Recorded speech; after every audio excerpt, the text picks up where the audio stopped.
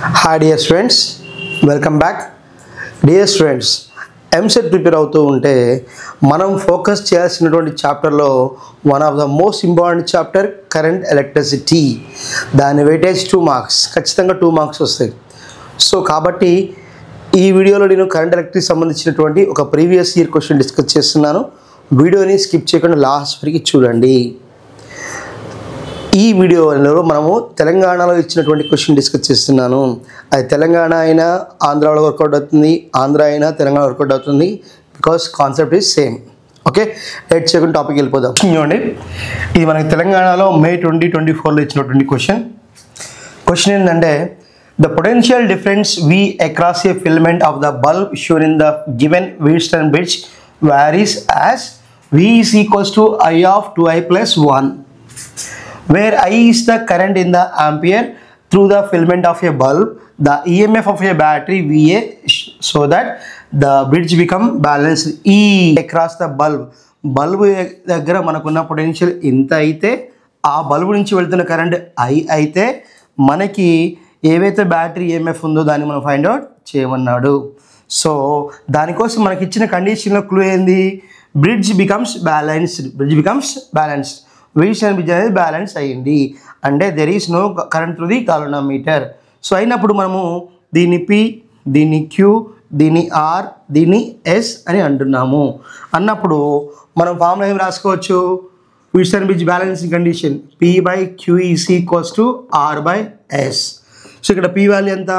4 ohms, Q value ఎంత? R తెలియదు కాబట్టి R అంటున్నాం. నెక్స్ట్ R వాల్యూ ఎంత? 8 and S value is 12/12. So అప్పుడు మనకి ఏమవుతుంది? 4/R is equals to 8/12 రాస్తున్నాం. So then 8 4 2s are 4 3s are.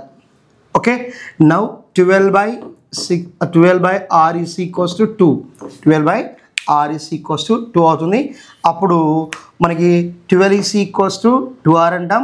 R is equals to 12/2, then R is equals to 6 ohms. So ఏంటి? This is the resistance of the bulb. Clear అయిన తర్వాత వాడు మనకు clue ఇచ్చాడు. ఏంటా clue? Potential V is equals to I of 2I plus 1. Potential across the bulb ఎంత? V is equals to I of 2I plus 1. So ఇచ్చినప్పుడు మనకి as per ఓమ్స్లో what we can write? V is equals to IR we can write I of 2I plus 1. So ఇక్కడ మనకి resistance of bulb ఎంత వచ్చింది? 6 వచ్చింది. I into 6 is equals to I of 2I plus 1. I cancel. అప్పుడు ఏమవుతుంది? 6 is equals to 2I plus 1. Then ఏం రాయొచ్చు? 2I is equals to 6 minus 1 and I is equals to 5/2. Then I is equals to what? 5/2 amperes. So now the current passing through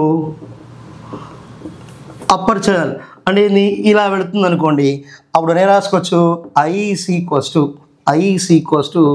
VA/10 అని రాస్తున్నాం. I is equals to VA/10 రాస్తాం. అట్లనే మనకి కింద ఈ ఛానల్లో ఇలా వెళ్ళింది అనుకోండి, అప్పుడేం రాస్తాం? VA/20 అని రాస్తాం. సో ఇక్కడ 4 and 6 వచ్చేసింది మనకి. ఇవి రెండు ఎలా ఉన్నాయి? సిరీస్లో ఉన్నాయి కాబట్టి 4 + 6 10. ఇవి రెండు ఎలా ఉన్నాయి? సిరీస్లో ఉన్నాయి. 8 + 12 20. సో కాబట్టి మనకు వాళ్ళ ఎగ్జామ్లో ఒకవేళ current passing through the upper అని అన్నప్పుడు మనం రాయొచ్చు VA/10 రాసినాం. I is equals 5/2 amperes అయింది passing through the bulb only. So now I means what? Current లేదు, దీన్ని I1 రాస్తున్నాను. I1 is what? Yes, the current is passing in the top one. And I2 is what? Current is passing through this one. అప్పుడు మనం I2 is equals ఏం రాయొచ్చు? VA/10 రాయొచ్చు. So మనకి వాటి ఎలా ఇచ్చినా కానీ దీన్ని బట్టి మనము ఫార్ములాస్ క్రియేట్ చేసుకొని సాల్వ్ చేసుకోవాలి. నెక్స్ట్ తర్వాత చూడండి EMF. ఇప్పుడు EMF ఏమి రాస్తామంటే V is equals to I of formula and V is equals to IR. So మనకు అప్పర్ ఛానల్ ఎంత resistance? 4 + 6 10. So 4S. Then V is equals to V ఎంత వచ్చింది వాల్యూ మనకి? సో I వాల్యూ ఎంత వచ్చింది? 5/1. 2 into 10, then V is equals to 5 by 2 into 10 means 2 ones are 2 5s are, then VA is equals to what? 5 into 5 25 amperes, 25 amperes. So కాబట్టి మనకి 25 volts volt కదా, 25 volts. That's why మనకి ఇచ్చిన ఆప్షన్స్లో option D is the right one, option D is right one.